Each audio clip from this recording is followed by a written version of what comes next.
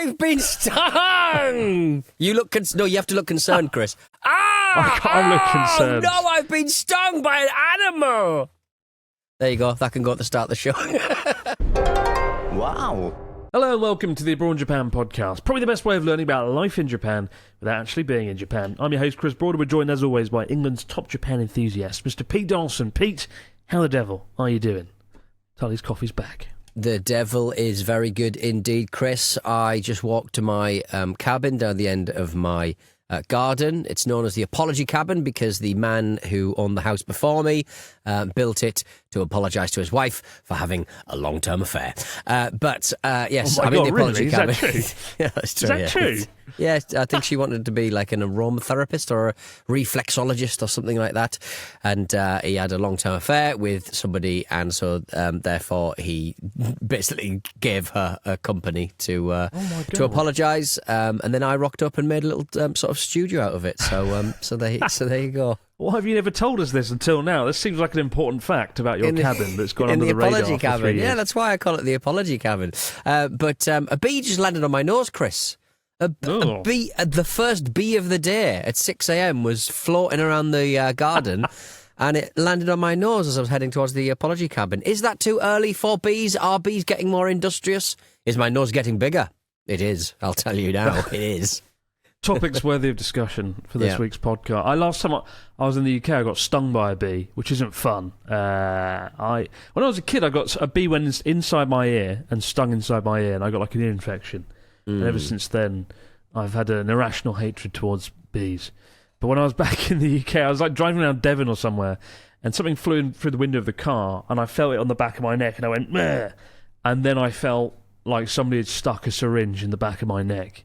That's bloody painful. What I will say is being stung by a bee, extremely painful for like 3 to 5 seconds, and then the pain sort of drops off very fast. Does it? Right. Because I've not been stung by a bee since I was about 3, I think. I think I was 3 or 4, and I was on the waltzers. And a bee decided to... it was a wasp, actually. So I'm always like scared how bad... Because the biggest like bee I've ever seen was with you.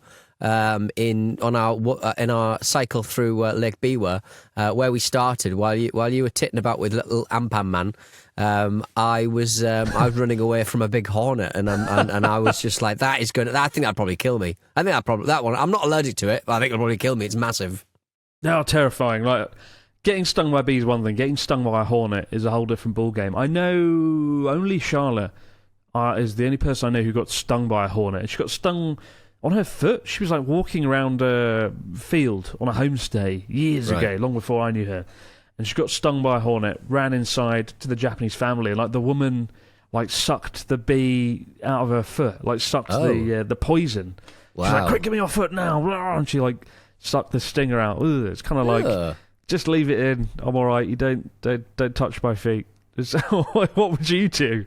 Well, I mean, you've got it in your mouth now, haven't you? So now then you have to get rid of it, and you've got to find a foot to put it back into, I suppose. I don't know. But hornets are sort of... They're terrifying, but they're beautiful creatures. They look like they've got like a bandana on, like a mask. If you look at the face of a hornet, they're quite... They look like they've been drawn by children. They're very cool. Don't really get stung by one, but very cool. What's their kind of vibe? Because, I mean, wasps, don't fuck with wasps because they're just horrors. And they don't care, and they run after your ice creams. Bees do important things in the ecosystem. I imagine wasps do, but I think the PR for bees is a lot better, and people want to protect them at all costs. Are just hornets just big fuckers who just don't really care about either? They just float around doing what they want? I don't know. I don't know what happens if you get stung by one. I don't think they die like a bee. I think they keep on going. But, you know... They are insanely big, and there's like a YouTube channel where a guy poisons himself and stings himself. Have you ever seen this? He like gets like some tongs, he'll grab a scorpion or an ant, puts or a glass over the top of it, and holds it down, makes it sting him. Oh my God!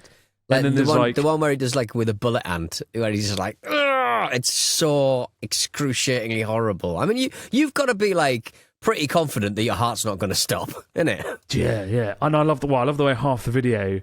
He's just the guy going, oh, it's just that for most of the video runtime. And you know it's coming. The first half is just that build-up, and then bang. Why don't we start today's show? Ban your back. Can you put this clip at the start of the show? I've been stung. You look no. You have to look concerned, Chris. I can't look concerned. No, I've been stung by an animal. There you go. That can go at the start of the show. that's gonna scare a lot of people off. Yeah, damn right. But they're gonna be like, "What animal stung him?" We got to listen more.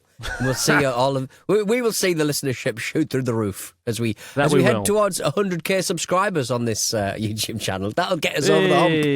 We'll get there. Especially with this week's story. This week we got quite an interesting news story and quite an interesting listener story, and it begins. It's from Justin from Sydney, Australia. Good morning, Chris and Pete, or con artist Chris and Ponzi scheme Pete. I'm currently living my best life in Japan on a working holiday visa based in Koto City, Tokyo.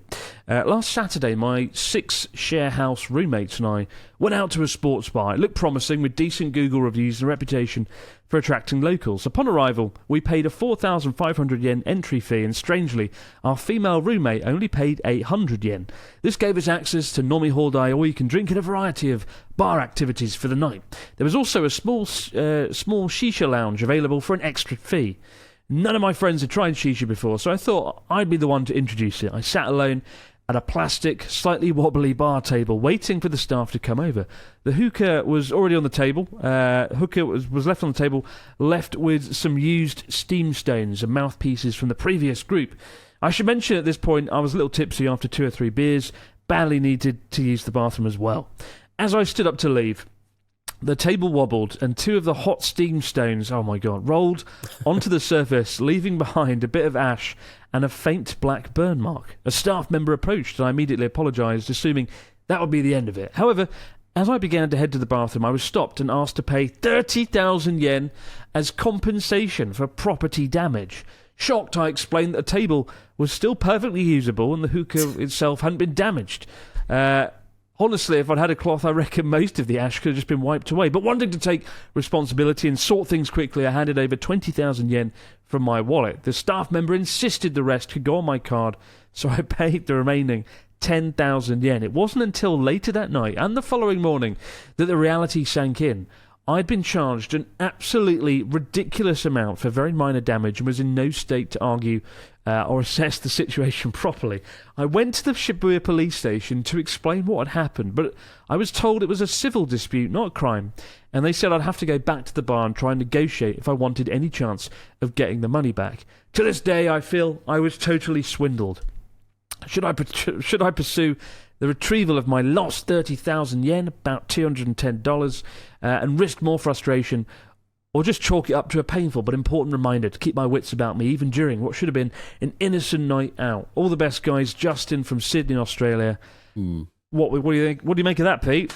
Should he have paid? Should he have fled the scene? One might suggest that if you are running a hookah bar, a hot rock going on your table is probably something you kind of have to factor into the whole running of the bar. Yeah. $210 seems a little high for a tip, because I'm kind of torn because I can't stand hookah bars. I think they're boring.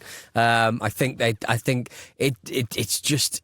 I don't know what it is about once you put a hookah pipe in your mouth, you look like something out of a fucking bar in Star Wars. It just feels like you just suddenly become loungy. You suddenly become a bit. I don't know why. I don't know why hookah lounges upset me so.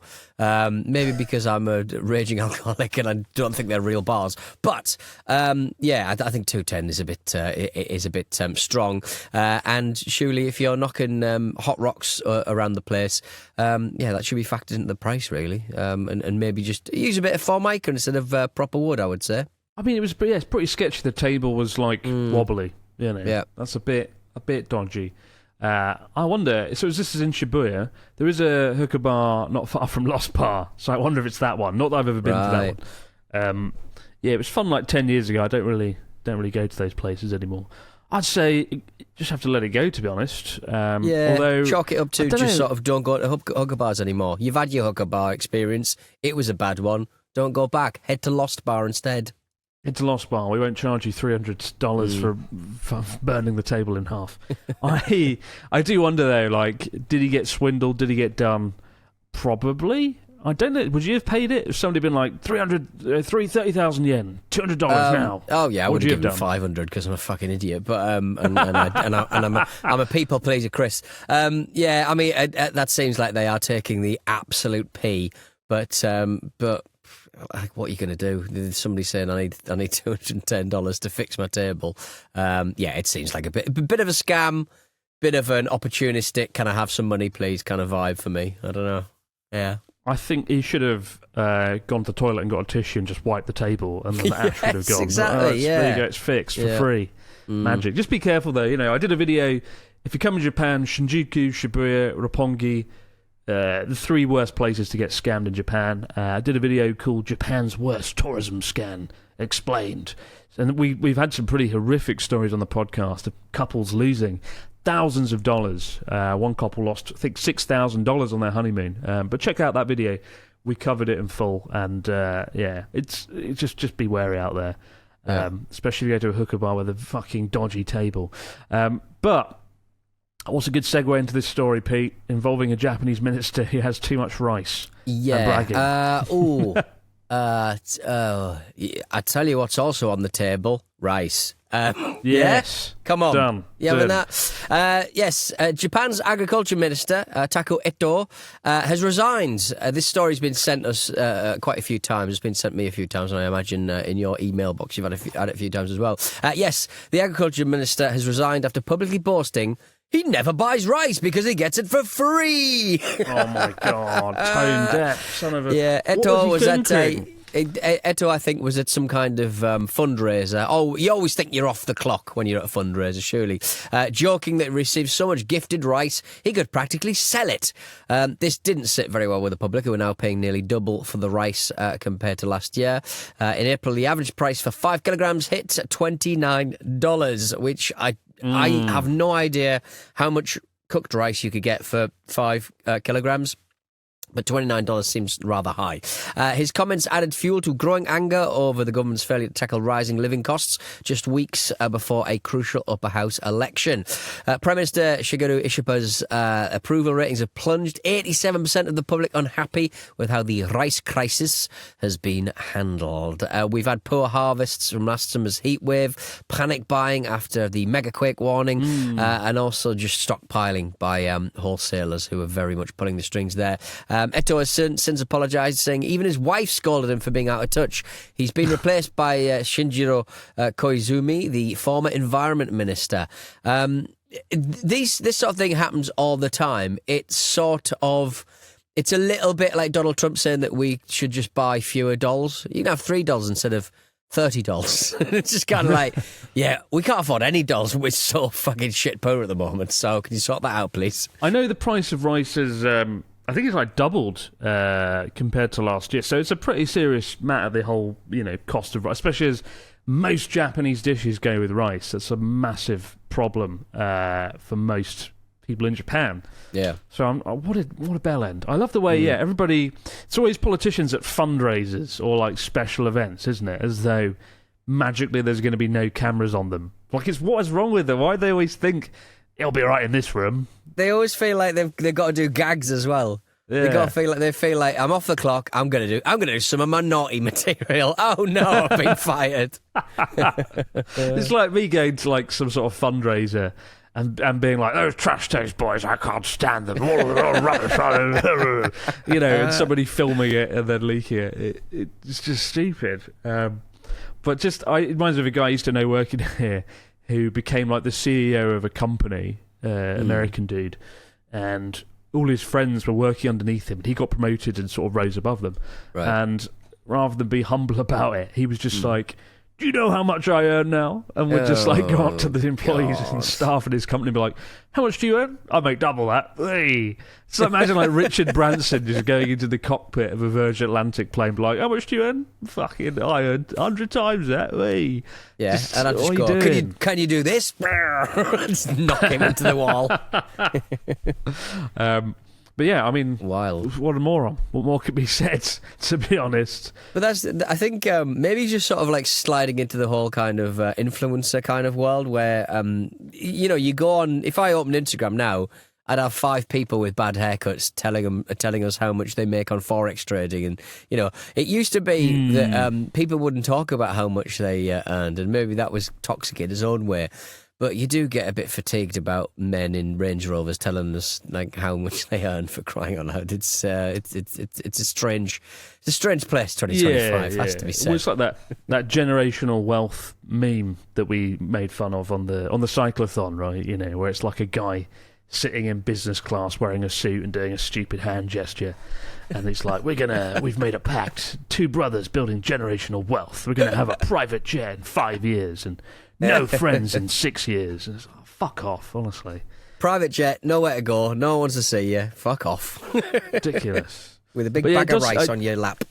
I think there must be a lot of con artist social media influencers out there who do sort of project their success and sort of pretend that they have like a Range Rover and pretend they go to high-end restaurants to make it look like they're rich and people buy their programs, right? When we get in the Pete Donaldson program for wealth and generational excess. Yeah, a rusty old Toyota Century, hosing it down to a... You're probably wondering how I got this car. You're probably wondering Hard work. Well, it was actually a long import process. It was actually quite dull. This week I sold my scooter. I sold my little Vespa scooter, Chris. So yeah, I've had one for a long time, and it's been stolen twice. A couple of tow rags screwdrivered it and pushed it down the road. And then the second time, they didn't even bother screwdriving it. They just punched the front of it and pulled all the wires out and hot-wired it. No. But I finally got rid of it, and I'm going to miss that little guy. That was me being able to drive. Talk about influencing. I was able to sort of tootle around town, I did so many DIY trips to B&Q with massive big bits of wood strapped to the side of it, looking like I was some kind of robot lanceman. It was mad. Why have we never heard about this? I feel like this is all a bit weird. We've never heard once about this scooter or moped. My little Vespa. Well, it's been off the road. It's been sawned for such a long time. Because when it was, I used to possibly a little illegally scooter it down to the station and then come back up again when it was registered off the road, and it got nicked, and then the police went, "Don't worry, Mr. Donaldson, we'll check the ANPR cameras to see if it's been spotted out." And I was like, don't do that. I may have emergency scooted down to the station a couple of times, but it's off the road now, and I feel a little empty inside, to be honest. The £150 I made out of that Facebook Marketplace sale will get my family right, but it won't fill a hole in my heart. Oh, off the road, but forever in your heart. The story of the moped that we never knew about until today.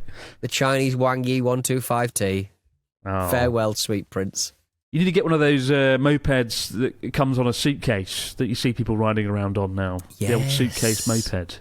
Do you see them more in Japan than you see them over in Britain, I imagine, yeah? Yeah, they're supposed to be banned, aren't they, I think? But that hasn't stopped a lot of tourists just turning up riding them. I want one. I want to go across Japan on a suitcase. That's my next challenge. just imagine doing that. Your back would just hurt because you just stood up for like 15 hours. Ugh. It would be a fucking broken back in Japan. We're back in a moment, guys. Your stories, comments and questions over in the fax machine. Wow. Now we're back with the fax machine. What do we got this week from our listeners, Mr. Dawson? Fill us in.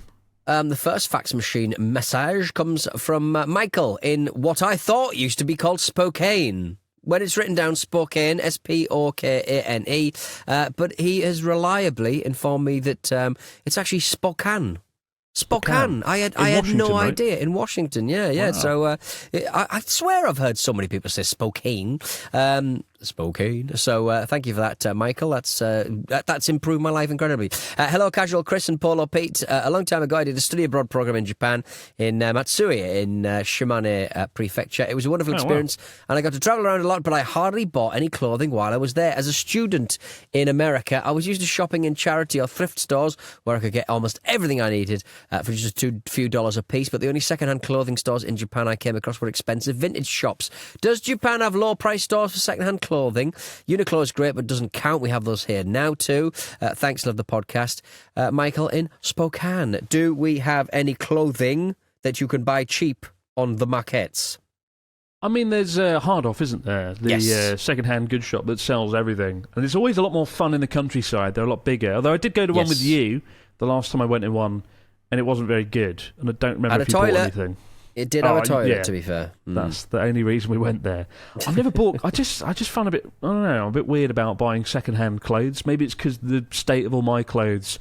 The thought of somebody wearing them, the things I've done, down my spine. The acts I've perpetrated in my clothes. I mean, I would say that in five in black most t-shirts I own. Yeah, yeah, exactly. You know what those bleached deodorant marks in every armpit. Do you not think that, like in Japan, those kind of shops are like absolutely beautiful because they? I think they wash all the clothes and they sort of like make sure they're kind of like not mothy and stuff. Like I think all of those kind of hard off shops, I'd buy anything in there. They're better than most of my clothes I own. It's cool. I mean, they've got a lot of cool electronics and stuff, like retro things, like buy an old Famicom. But I don't know.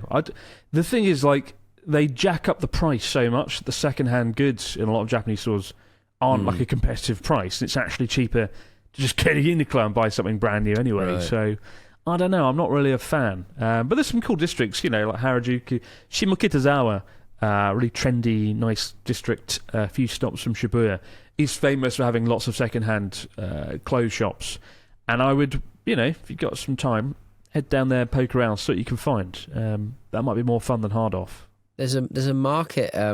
You should do like a little sort of challenge where you sort of go to like a mod. It's Mode Off, isn't it? The clothing Mode Off subsidiary of Hard Off. And you should sort of go and get three of your friends, and you've each got 10 quid, and you've got to make the best, coolest, most futuristic clothing experience for everybody, and do it that way. That feels like an old school YouTube video. People love that stuff, or loved that stuff 10 years ago. I would say there is a market that I have seen, Shibuya's Romantic Market, which is in Shibuya. Shibuya's Romantic Market is in I'll Google. It's in Garden Towers Garden, and it's on pretty much every Sunday. So it's more like antiques and little craft pieces, but at the very least you'll buy something you won't see anywhere else. It's just some dude who's carved something out of wood or welded something out of metal, and he's gone, do you want to buy this? And you go, yes, I do, because I can't buy this everywhere else. And that's the complete opposite of the homogeny of the if indeed that's a word, homogeny of the high street. Everything is the same, and you can buy everything everywhere. But the great thing about somebody just making something is that you're getting a unique piece that you can bring home and go, yes, I own something unique. And then what happens? You eat it. You put it in your bum. Shut up and eat your shit. Eat it. What the fuck? We got a question from Jeff, who says, Dear Chris and Pete, well, I never had the chance to go to Japan. I've been saving since 2020, so I'm a bit closer to my long-awaited vacation. There's a lot of train fans in Japan. I saw there's a small train that you can sit on. Is it possible to actually drive the trains on any tracks? For example, I know in America they have big train parks for 7.5 gauge gauge trains. I hope you can answer my weird question. Stay awesome, Jeff from America. I think there is a viral clip going around where you like sit on like a little, what do you call it? It's not really a train. It's one of those things you like a cab, isn't it?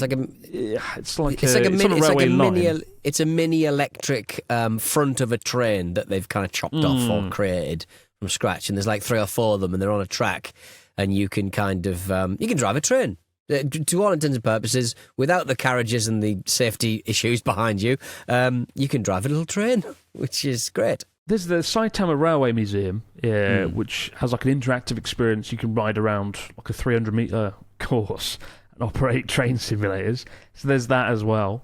But I was on the Enoden train, the really nice, cute, romanticised Enoden train that goes around Enoshima the other day. And I was stood at the front, right behind the driver, like over his shoulder the whole time. And I felt like I was practically in the cabin with him, pressing buttons. Yeah. The train drivers and the train staff in Japan do a lot of hand gestures. Every time they're moving. It looks like they're doing some sort of dance from the 1970s. But it's actually like a technique, so they don't make mistakes. And it's a really cool practice. There's a reason the trains keep your run head on in time. Keep your head in the game and stuff, yeah. Keep your head in the game and just, make sure you know what you're doing kind of thing. It helps to, I think, muscle memory kind of connects with it all, so they don't forget what they're doing. But. Oh, interesting. There must be some sort of studies that mean that they just make sure that they're concentrating on what they're doing and they don't have crashes and stuff. But I've been on a train in I think Kagoshima and that train that goes up the east of Kyushu. All of the trains you basically can sit. Right, there's just basically this big glass. It's a train enthusiast dream. There's a big glass screen, and you can sort of see what the driver's doing, see what the driver can see. And it reminds me of one of those big buses you get at the airport that takes you to the actual plane in crap airports. And you can also play Densha to Go. In most arcades, there's usually a Densha to Go machine. I forced Chris into watching me play Densha to Go, and it's basically just a train simulator in an arcade. And most arcades will have them because Japan, as discussed, is a nation of train enthusiasts. So good stuff. I remember watching you play that. It was the most underwhelming. He's just Pete going around the Yamanote line going, I'm going to Shibuya! And he's hitting the throttle and then the train stops at the station and a passenger gets off and it's just... God, it was awful. Absolutely. We got one here from Paul from Ohio. We're heading in. Oh my God. We're heading into Shibuya. Where did you get that from? My God. Hi guys, I'm coming to Japan in October and I wondered if I need to bring masks with me.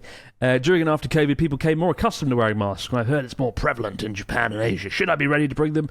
No, Paul, don't worry. That is over. Unless you are sick. People still wear them here.